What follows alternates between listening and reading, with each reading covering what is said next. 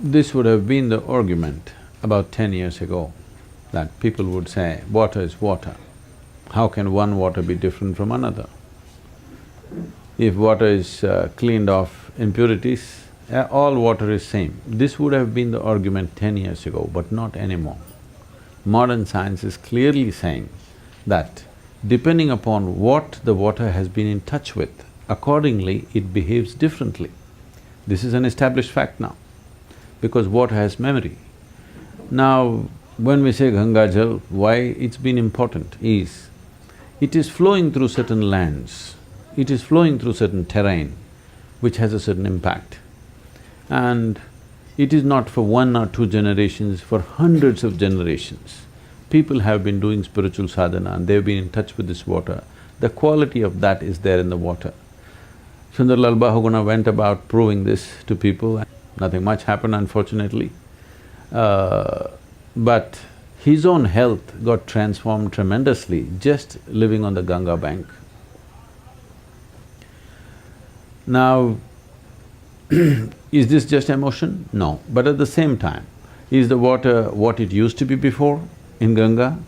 No, because the water that you're drinking today is held in a dam in 2-3 different places, and one dam which holds it there for a long period of time and then let out. It is not the same thing anymore, unfortunately.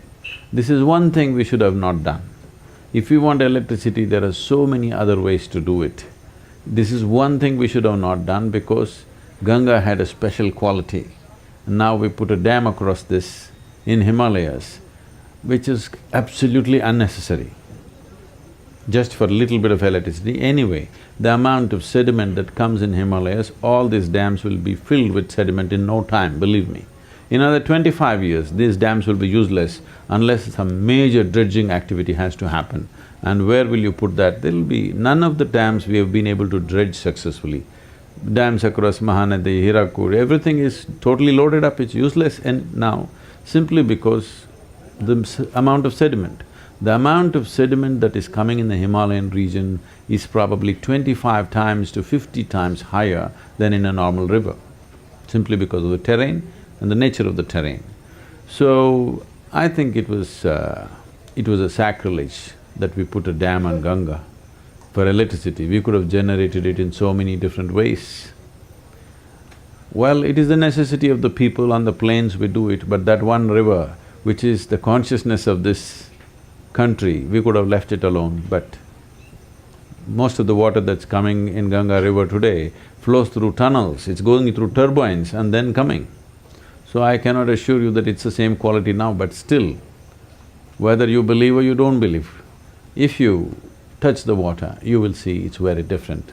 Because I've trekked in Himalayas for 27 years, continuously 27 years, I trekked every year I went back.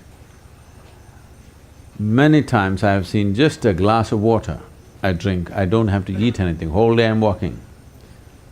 But just one glass of water, you drink a stomach full of water, it just keeps you going, that won't happen anywhere else.